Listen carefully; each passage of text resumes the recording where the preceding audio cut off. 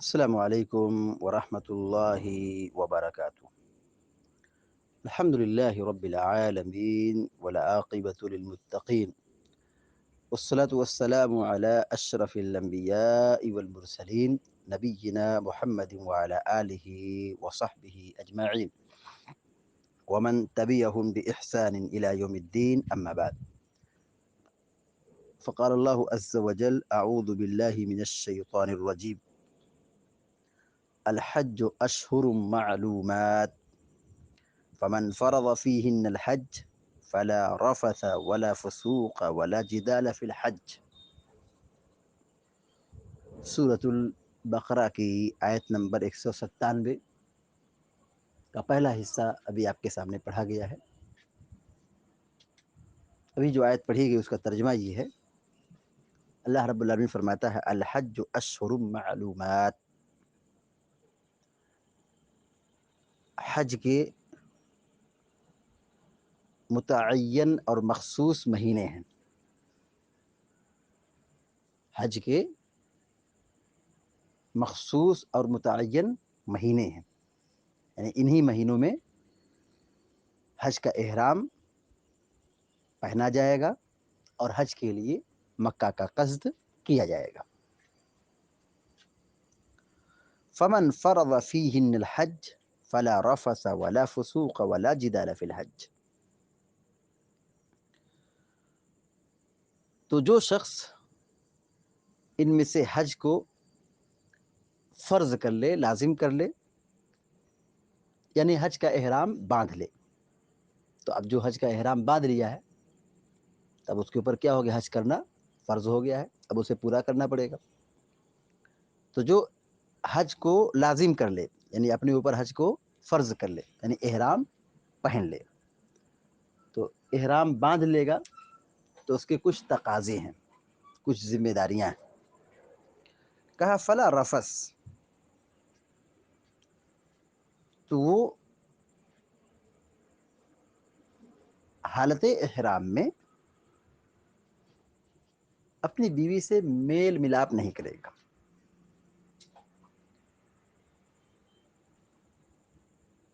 जिनसी ताल्लुकात कायम नहीं करेगा, वला फसूक, और न ही गुनाह का काम करेगा, वला जिदाल फिल हज, और न ही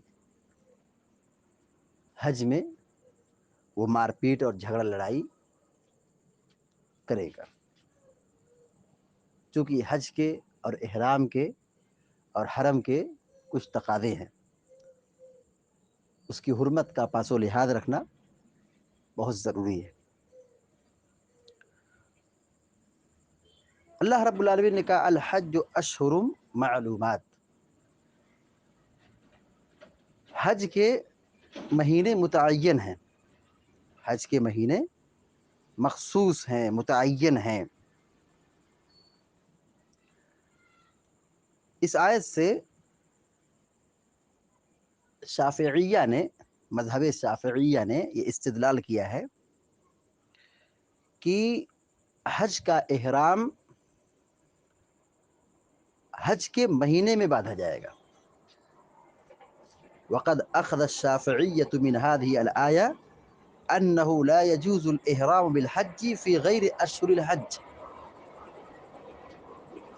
मज़हब शाफ़िइया ने ये इस्तिदलाल किया इस आयत करीमा से कि हज का एहराम इसी हज के महीने में बांधा जाएगा, हज के लिए सफ़र किया जाएगा, यानी मीक़ात पर एहराम इसी हज के महीने में बांधा जाएगा। उसके अलावा दूसरे महीने में हज का एहराम नहीं बांधा जाएगा। तो जो हज के महीने मखसूस हैं, तो कौन से महीने हैं जिसमें हज का एहराम पहना जाएगा या बांधा जाएगा? हाफिज़ इब्न कसीर रहमतुल्लाहि अलैहि ने अपनी तफसीर में इमाम बुखारी रहमतुल्लाह की रवायत करदा ये असर ज़िक्र किया है। अल्लाह ताला कहता है, अशहुरुम मालूमात, अल हज अशहुरुम मालूमात, قال البخاری قال ابن عمر هي شوال وذو القعدہ وعشر من ذی الحجہ۔ امام بخاری رحمہ اللہ کہتے ہیں کہ عبداللہ بن عمر رضی اللہ تعالیٰ عنہما نے فرمایا کہ حج کے مہینے جو مخصوص ہیں وہ کون سے مہینے ہیں؟ کہا شوال، ذی قعدہ اور ذی الحجہ کے 10 دن۔ یہ روایت معلق ہے، بخاری کی یہ روایت معلق ہے، لیکن ابن جریر رحمہ اللہ نے اس کو موصولاً بھی ذکر کیا ہے، یعنی یہ سند کیا ہے؟ متصل ہے، موصول ہے، مرفوعاً ہے۔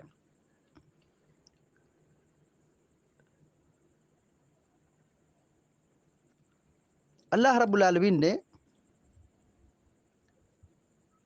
یہاں پر حج کے مہینوں کو نام کے ساتھ ذکر نہیں کیا ہے، لیکن سلف نے، صحابہ نے اس کی تفسیر بیان کی ہے کہ یہاں مخصوص مہینے جو ہیں وہ کون سے ہیں۔ تو اس کو یہاں واضح کیا گیا کہ شوال کا مہینہ ہے، ذی قعدہ کا مہینہ ہے، اور ذی الحجہ کا ابتدائی 10 روز۔ ان دنوں میں حج کا احرام باندھا جائے گا، جیسا کہ مسلک شافعیہ کا موقف ذکر کیا گیا کہ وہ کہتے ہیں کہ حج کے مہینے جو مخصوص ہیں انہی میں حج کا احرام باندھا جائے گا، اس کے علاوہ کسی اور مہینے میں حج کا احرام نہیں باندھا جائے گا۔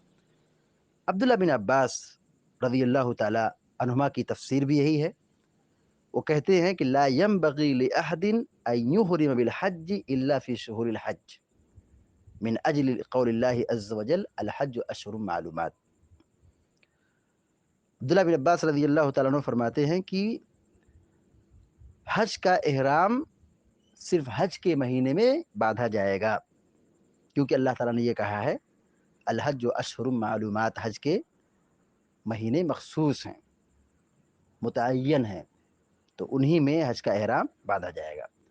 عبداللہ بن عباس رضی اللہ تعالیٰ عنہما کی ایک تفسیر یہ بھی ہے، ایک روایت یہ بھی ہے جس کو حافظ ابن کثیر نے اپنی تفسیر ابن کثیر میں ذکر کیا ہے، من السنة الا يحرم بالحج الا فی اشہر،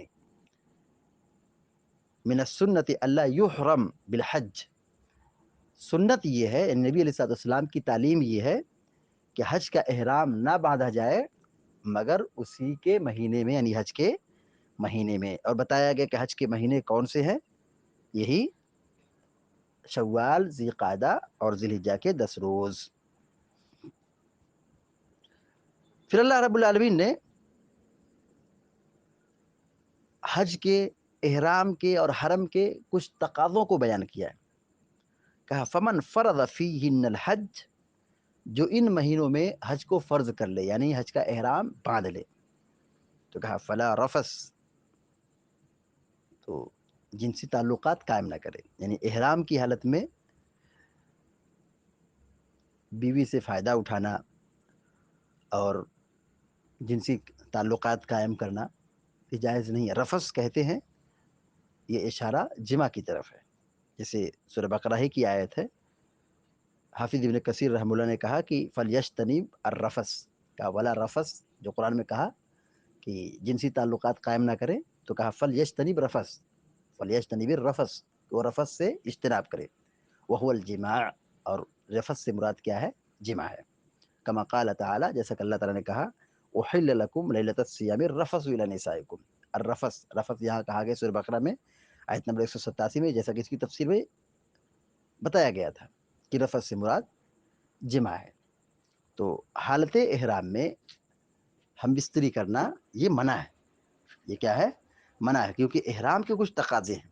احرام کا ایک مقصد ہے کہ آدمی اللہ کے لیے زیب و زینت کو چھوڑ دے اور شکار کرنا چھوڑ دے، بال ناخن کاٹنا چھوڑ دے، بیوی سے ہم بستری چھوڑ دے، مار پیٹ چھوڑ دے، لڑائی جھگڑا چھوڑ دے اور گناہ چھوڑ دے۔ یہ دراصل ٹریننگ دی جا رہی ہے کہ کچھ چیزیں تو پہلے سے حرام ہیں اور کچھ چیزیں حلال ہیں، لیکن اس کو بھی منع کر دیا گیا ہے۔ تو مار پیٹ تو ہمیشہ منع ہے، گناہ کرنا ہمیشہ منع ہے، لیکن احرام کی حالت میں خاص طور سے تاکید کی گئی ہے کہ یہ گناہ نہ ہو، یہ غلطی نہ ہو۔ اور اسی کے ساتھ کچھ احرام کی حالت میں بعض حلال چیزوں پر بھی پابندی لگا دی گئی ہے، جیسے بیوی سے مصری کرنا، بیوی سے جنسی تعلقات قائم کرنا، یہ تو منع ہے۔ دراصل مقصد یہ ہے کہ آدمی اس حج کے سفر سے اپنی زندگی کے اندر تقوی پیدا کرے، یہ احساس دلانے کے لیے کہ جب ہم اللہ کی رضا کے لیے حلال چیز کو چھوڑ سکتے ہیں، پاکیزہ چیز کو چھوڑ سکتے ہیں، تو ہم گناہ کو بھی چھوڑ سکتے ہیں اللہ کی رضا کے لیے، اللہ کو راضی کرنے کے لیے ہم گناہ کو بھی چھوڑ سکتے ہیں۔ جیسے حج کے اندر، احرام کے اندر، حرم کے اندر حلال اور پاکیزہ چیزوں کو ہم چھوڑ دیتے ہیں اللہ کو خوش رکھنے کے لیے، اللہ کی رضا کے واسطے، تو ہم اللہ کی رضا کے واسطے گناہ کو بھی چھوڑ سکتے ہیں، شیطانی کاموں کو بھی چھوڑ سکتے ہیں۔ دراصل یہی تربیت کرنا مقصود ہے۔ ولا رفث ولا فسوق ولا جدال فی الحج، تو حج کے دنوں میں یعنی جب حالت احرام میں ہو تو یہ گناہ اور مار پیٹ جھگڑ لڑائی نہیں ہونا چاہیے، چونکہ حرم کے اور احرام کے اور حج کے کچھ تقاضے ہیں۔ آدمی وہاں عبادت کے لیے اللہ کے گھر کے لیے جا رہا ہے، تو انتہائی تعظیم، ادب، احترام کے ساتھ وہ قائم رہے۔ ایسا نہ ہو کہ وہ آدمی پہلے اور احرام کی زندگی کو ایک جیسا نہ سمجھے۔ یہاں پہ یہ ادب سکھایا جا رہا ہے کہ یہ تم احرام کی حالت میں ہو، اس میں مار پیٹ تم کو نہیں کرنا ہے، جبکہ مار پیٹ تو ہمیشہ منع ہے، گناہ نہیں کرنا ہے، تو گناہ ہمیشہ کرنا منع ہے۔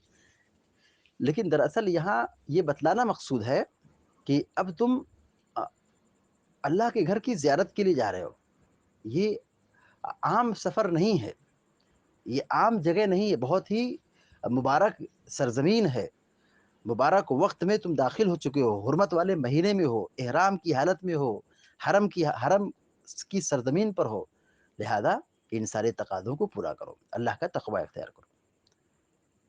اللہ تعالیٰ سے دعا ہے کہ اللہ تعالیٰ ہم سب کو، آپ سب کو نیک عمل کی توفیق عطا فرمائے۔ وصلی اللہ علیہ نبینا محمد وسلم تسلیما کثیرا۔ السلام علیکم و رحمۃ اللہ وبرکاتہ۔